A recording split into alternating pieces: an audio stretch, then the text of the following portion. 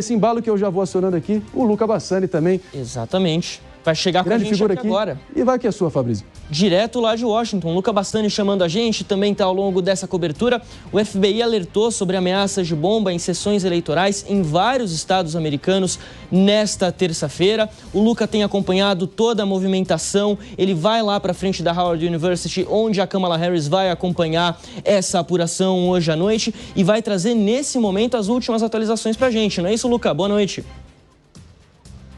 É isso mesmo, Fabrício. Boa noite a você, ao Marinho e a toda a nossa audiência nesta cobertura histórica, diretamente aqui de Washington, D.C., acompanhando também as questões de segurança. Afinal, houve no estado da Geórgia, hoje, um dos estados pêndulo, a possibilidade de uma questão de explosão de bombas, exatamente por russos, segundo o que foi revelado pela Segurança Nacional daquele estado. Fora isso, a própria Segurança Nacional, como uma espécie de guarda especial, foi acionada em 15 estados americanos por de alguma espécie de quebra-quebra, de violência por pessoas insatisfeitas com o resultado eleitoral. A gente fala em um país extremamente dividido, uma nação muito polarizada e muitas pesquisas que não cravaram um candidato como aquele propenso a vencer. Muitas pesquisas até tiraram o pé para tentar falar que há uma vantagem de Donald Trump ou de Kamala Harris, exatamente temendo que houvesse uma espécie de backfire, que nós falamos aqui nos Estados Unidos, né, uma espécie de repercussão negativa por conta disso. Aqui em Washington, principalmente perto da Howard University, onde acompanhará os resultados Kamala Harris, também a segurança reforçada. A gente vai chamar o Luca já daqui a pouco para trazer mais informações direto lá de Washington. Quem chega aqui para a gente nessa cobertura também é o Thiago Berraich. Thiago, muito boa noite, seja muito bem-vindo a essa cobertura mais do que especial, prazer contar com você. Boa noite, Fabrício, boa noite ao Marinho também, deixa eu circular aqui. Vem pra cá. O próprio Luca Bassani estava falando sobre as questões das bombas, né? E a gente tem aqui uma informação, porque o FBI alertou sobre essas ameaças de bombas em sessões eleitorais em vários estados americanos nessa terça-feira. É bom lembrar que essa declaração da Agência Federal de Investigação segue as informações das autoridades da Geórgia de que ameaças de bomba interromperam brevemente a votação nesse estado nessa terça-feira. Lembrando também que a campanha presidencial americana de 2024 tem sido particularmente volátil e a segurança do dia das eleições foi elevada a níveis inéditos, dadas, claro, as preocupações com possíveis distúrbios civis, fraude eleitoral e violência contra trabalhadores eleitorais. A porta-voz Savannah Sims disse que o FBI está ciente de ameaças de bomba em locais de votação em vários estados e muitas das quais parecem ter origem em domínios de e-mails russos e nenhuma das ameaças foi considerada plausível até o momento. Você sabe que isso demora, né, para qualquer apuração. O funcionário eleitoral do condado de Fulton, na Geórgia, contou que os locais de votação foram fechados temporariamente enquanto as ameaças eram investigadas. E Marinho e Fabrício, eu estava lendo um blog que faz uma pesquisa independente sobre as eleições americanas e eles fazem 80 mil simulações. E Kamala Harris tem 40.012. E Donald Trump um pouco menos, mas isso não garante absolutamente nada. Não garante nada. Está tudo em aberto. E os especialistas mais graúdos aí, que são referências dessa escola aí de fazer prognóstico político lá nos Estados Unidos, está todo mundo meio que apontando para um lado, para o outro, pessoal muito em cima do muro, e não poderia ser diferente, né? Está estreitíssima a margem, mas... como diz aquela frase famosa do anedotário político nacional aqui no Brasil, a pesquisa que realmente vale é no dia da eleição. E muito no espírito do que você acabou de trazer, né, Tiago? Eu acho que esse clima todo que está em torno da eleição é o reflexo perfeito de uma eleição que não é nenhuma hipérbole, nenhum exagero no que eu vou trazer aqui. Eu acho, sinceramente, Fabrício, que é quase a colisão de dois universos alternativos, de duas realidades paralelas. Realmente, cada um dos seguidores de Donald Trump e Kamala Harris tratando o outro como uma ameaça existencial à democracia americana. Chegou a nesse nível a retórica política que definiu muito desse confronto que a gente vai estar prestes a trazer hoje. Então, pode ter certeza que vai ter muita gente chiando, muita gente berrando e eu, sinceramente, temo pelo futuro no curto prazo e também no médio prazo, por que não, dos Estados Unidos. Mas a gente tem mais um convidado para trazer aqui para discussão. Tem sim. Bom a gente ficar de olho nessas informações, George. Inclusive, vamos trazer de volta aqui com a gente o professor Lucas de Souza Martins, lá da Temple University. Professor, esse clima de violência que a gente tem ouvido falar, essas ameaças de bomba, isso tem sido sentido pelos eleitores aí nos Estados Unidos? Fabrício, sem dúvida. Aliás, quando nós olhamos para a história dos Estados Unidos, nós estávamos ali sob a impressão de que episódios de violência política contra candidatos, por exemplo, faziam parte de uma realidade distante. Por exemplo, lá em 1960, quando Robert Kennedy, que era candidato pelo Partido Democrata, havia sido assassinado. E agora, em 2024, nós temos uma questão até histórica e triste do ponto de vista eleitoral e do ponto de vista da experiência americana, de nós termos aí duas situações de tentativas de assassinato contra o candidato republicano, o ex-presidente Donald Trump.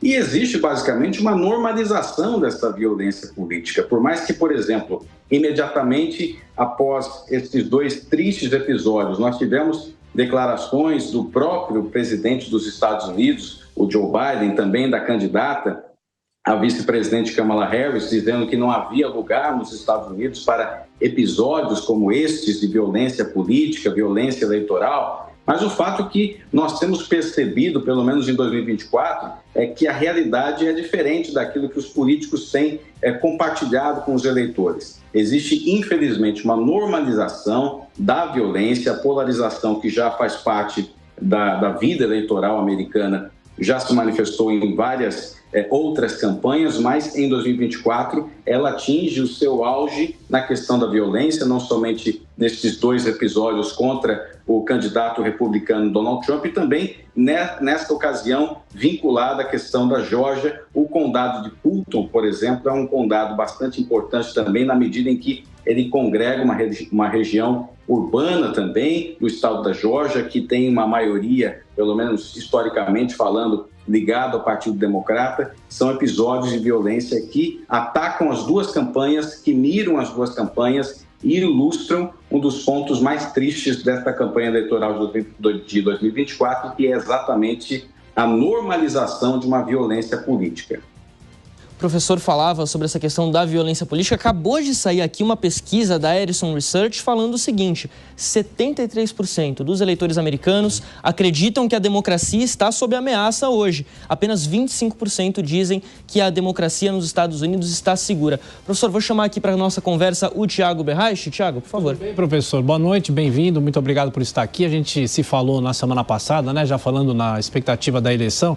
E o senhor também é professor de História. E, inclusive, eu estava lendo um artigo de um analista que faz uma comparação, guardadas as devidas proporções dessa eleição, com a eleição histórica de 1960 entre o Nixon e o John Kennedy, porque houve um embate muito grande. Talvez tenha sido a primeira eleição muito polarizada e que o rádio e a televisão foram muito aproveitados para divulgar as informações da campanha eleitoral. O senhor acha que há algum tipo de paralelo? Eu sei que são mundos diferentes, né? Estávamos na Guerra Fria naquela época, mas o senhor acha que tem alguma comparação que pode ser feita para ajudar a gente a entender o que pode acontecer nessa eleição aqui? Claro, Tiago. Aliás, este exercício de comparações históricas é o que mais alegra o coração de um historiador, e por isso que quando nós pensamos na eleição de 1970, Nixon e Kennedy, em que o papel da televisão, como você cita muito bem, foi fundamental na eleição do John Kennedy, que era um candidato mais jovem, um candidato que tinha uma relação muito boa com as câmeras, uma relação muito boa com as revistas, né, com o mundo das celebridades. Ele que se apresentava muito bem também diante da TV. Foi a primeira vez que nós tivemos um debate presidencial que foi televisionado. Isso foi, sim, importantíssimo, né, naquela eleição de 1960, que favoreceu o John F. Kennedy. E também nós pensamos também na questão da importância dos debates eleitorais, da forma como ele foi importante em 60, foi também importantíssimo em 2024, na medida em que nós fazemos essa conexão. Nós tivemos 2 debates presidenciais em 2024. E a diferença dessa campanha eleitoral é que o primeiro debate presidencial fez com que aumentasse a pressão e efetivasse a pressão para que o Joe Biden saísse da sua tentativa de reeleição. Existe um paralelo interessante, na medida em que, historicamente, somente em 1960 nós falávamos a respeito da importância de debates na construção eleitoral, no resultado eleitoral. Isso muda agora a partir de 2024, mas também é necessário dizer, né, que nós temos outros paralelos também com o que aconteceu em 68, a desistência de um presidente que estava no exercício de seu cargo, Lyndon B. Johnson, que era exatamente o vice do John F. Kennedy, que tinha a possibilidade de se reeleger como presidente dos Estados Unidos. Ele, um democrata, abre mão dessa possibilidade diante da questão da Guerra do Vietnã, que se arrastava, a sua impopularidade, a impopularidade de seu governo, algo muito similar também com aquilo que aconteceu com o Joe Biden. E agora, não sei se nós poderemos expandir esta comparação com relação àquela eleição em que ganha Richard Nixon. É necessário pensar que na primeira vez em que nós tivemos um presidente no exercício de seu cargo que desistiu da possibilidade de reeleição, o que aconteceu foi que a oposição, no caso, os republicanos, ganharam aquela oportunidade, aquela eleição presidencial. Agora, a ver em 2024 se a história pode se repetir ou não, à medida em que temos um presidente que desiste e abre mão da sua possibilidade de reeleição. Ele pode estar abrindo caminho para a vitória da oposição, ou a história pode ser alterada hoje através da vitória de Kamala Harris na eleição. Tá certo, professor Lucas de Souza Martins está aqui com a gente, vai estar com a gente ainda por bastante tempo, logo mais tem mais convidados chegando aqui também, Eliseu e Luca já com informação quentinha direto de Washington. O André tá ali de olho no mapa. André, esse mapa já começou a ser pintado ou ainda tá um pouquinho cedo para isso? Pois é, meu querido Fabrício, olha só, como a gente bem colocou aqui, às 19 horas, horário de Brasília, as primeiras regiões, e são poucas, tá? Nos estados de Indiana e Kentucky foram fechadas e as primeiras parciais ainda estão para serem anunciadas. A gente vai estar trazendo isso já. Como você muito bem mencionou, a pesquisa que foi divulgada pela Edison Research, certo? Basicamente responsável por fazer uma espécie de boca de urna, né? De trazer aquele primeiro termômetro que a gente tem, um termômetro preliminar de como o eleitorado se apresentou e como ele vai se comportar. Claro que o que realmente vale no frigir dos ovos é o que for aparecendo aqui na medida que a gente for avançando aqui ao longo da noite. Eu só queria trazer um ponto que eu gostaria, que faço questão de destacar nesse exato momento, que é o seguinte: a composição do eleitorado. Pelo que tudo indica, a gente recebe a informação de que 71% dos eleitores que foram medidos nessa pesquisa com abrangência nacional são brancos. Isso tem um aumento de 67% do eleitorado em 2020. Os eleitores brancos, na sua maioria, tendem a votar no Partido Republicano. Esse aumento, que pode parecer modesto, de 3%, pode ser, assim, decisivo na hora, realmente, da contagem final. Enquanto isso, o eleitorado negro se apresentou numa taxa de 11% do eleitorado, uma queda de 2%, no caso, 13% da composição do eleitorado de 2020, formado pelos negros, enquanto também os hispânicos ou a comunidade latina americana também desceu de 13% em 2020 para 12% agora em 2024. Claro que são resultados preliminares, mas dá para ter ali talvez um presságio, um prenúncio do que está por vir. E já a gente vai poder estar acessando toda a extensão territorial dos 50 estados aqui e poder trazer condado a condado a apuração se revelando palmo a palmo e promete fortes emoções, para dizer o mínimo. Eu já estou me coçando aqui, converso, Fabrício, para começar a brincar, que eu sei que esse mapa interativo aqui vai ser o nosso melhor amigo ao longo da noite. Mas os nossos repórteres diretamente da capital federal em Washington, D.C. estão a postos e vão aqui contribuir com mais informações. Vamos nessa. Confesso que eu também me divirto bastante com o mapa, viu, André? O Eliseu Caetano está chegando ao vivo, voltando aqui com a gente direto de Washington. Tem informação, tem gente que foi presa lá na capital, em frente ao Capitólio, não é isso, Eliseu? Exatamente, Fabrício. Muito boa noite novamente para você, para o André e para toda a audiência da Jovem Pan News. Infelizmente, aquelas predições de que essa seria uma época do ano também um pouco perigosa aqui nos Estados Unidos se confirmou ainda há pouco. A polícia do Capitólio, que é esse prédio que fica aqui bem atrás de mim, confirmou agora há pouco, através das redes sociais, que um homem ainda não identificado invadiu o prédio.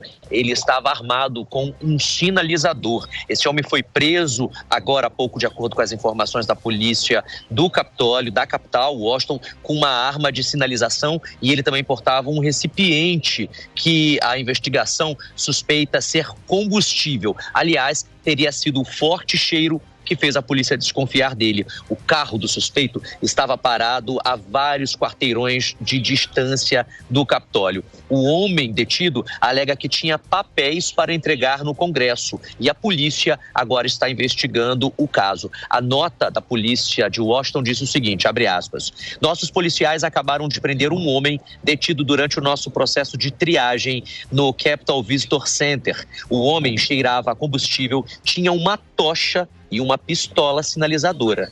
Essa foi a frase da polícia, curta e direta, sobre essa invasão ao Capitólio. Esse foi o comunicado invadido.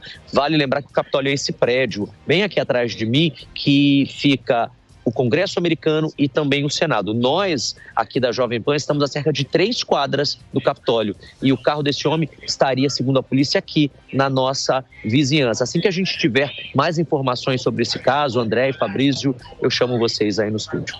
Vamos ficar de olho, Eliseu, vamos ficar de olho nisso e em tudo que acontece nessas eleições acirradíssimas nos Estados Unidos, em todos os sentidos.